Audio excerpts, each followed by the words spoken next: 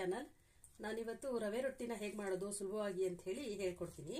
ನೋಡಿ, ಇದು ರವೆ. ನಾನು ಇದಕ್ಕೆ ಸ್ವಲ್ಪ ಉಪ್ಪು ಮತ್ತೆ ಸ್ವಲ್ಪ ಬೆಳ್ಳುಳ್ಳಿ ಪೇಸ್ಟ್ ಅನ್ನ ಮತ್ತೆ ಸ್ವಲ್ಪ ಕಾಯಿ ತುರಿ ಹಾಕಿ ನಾನು ನೀರಲ್ಲಿ ನೆನಾಕಿದ್ದೆ. 10 ನಿಮಿಷಕ್ಕೆ ನೆನಾಕಿದ್ದೆ ನಾನು. ಇದಕ್ಕೆ ನೋಡಿ, ಇದರಲ್ಲಿ ಈಗ ತರಕಾರಿ ತಗೊಂಡಿದ್ದೀನಿ. ಕ್ಯಾರೆಟು, ಈರುಳ್ಳಿ, ಹಸಿಮೆಣಸಿಕಾಯಿ, ಕ್ಯಾಪ್ಸಿಕಮ್ ತಗೊಂಡಿದ್ದೀನಿ. ಮತ್ತೆ ಸ್ವಲ್ಪ ಸಾಂಬಾರ್ ಸೊಪ್ಪು ಕೂಡ ತಗೊಂಡಿದ್ದೀನಿ. ಇದನ್ನ ಇದಕ್ಕೆ ಹಾಕೊಂಡು ಮಿಕ್ಸ್ ಮಾಡ್ಕೊಳ್ಳೋಣ. ಇದನ್ನು ಸಣ್ಣದಾಗಿ ನಾನು ಚಾಪರಲ್ಲಿ ಚಾಪ್ ಮಾಡ್ಕೊಂಡಿದ್ದೀನಿ. ಇದು ತುಂಬಾ ಚೆನ್ನಾಗಿರುತ್ತೆ.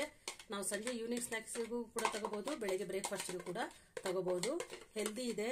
ನಾನು ನಿಮಗೆ ಹೇಳಿದ್ನಲ್ಲ, ನಾನು ಹೆಲ್ದಿ ರೆಸಿಪಿನ ನಿಮಗೆಲ್ಲ ತಂದು ತೋರಿಸ್ತೀನಿ.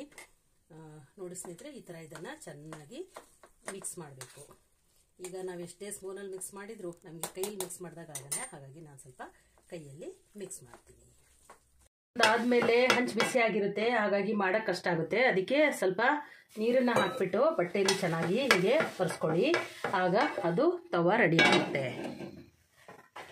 ಮತ್ತೆ ಅದಕ್ಕೆ ನಾವು ಹಿಟ್ಟನ್ನ ಹಾಕೋಣ. ಹೀಗಾಗಿ ಚೆನ್ನಾಗಿ ತಟ್ಕೊಳ್ಳೋಣ ಸ್ನೇಹಿತರೆ. ತಯಾರಾಗಿದೆ. ತುಂಬಾ ಚೆನ್ನಾಗಿ ಕಾಣ್ತಿದೆ. ಇದರಲ್ಲಿ ಎಲ್ಲದೂ ಖಾರ ಎಲ್ಲ ಇದೆ, ಹಾಗಾಗಿ ಏನು ಬೇಕಾಗಲ್ಲ. ಬೇಕು ಅಂದರೆ ನೀವು ಚಟ್ನಿ ಸಾಂಬಾರ್ ಜೊತೆ ತಿನ್ಬೋದು. ತುಪ್ಪ ಜೊತೆ ತುಂಬ ಚೆನ್ನಾಗಿರುತ್ತೆ. ನೋಡಿ, ನೀವು ಕೂಡ ಮಾಡಿ. ಹಾಗೆ ಹೇಗೆ ಬಂತು ಅಂತ ನನಗೆ ಕಮೆಂಟ್ ಮಾಡಿ ತಿಳಿಸೋದನ್ನು ಮರಿಬೇಡಿ. Thank you. Healthy food with Geetanjali.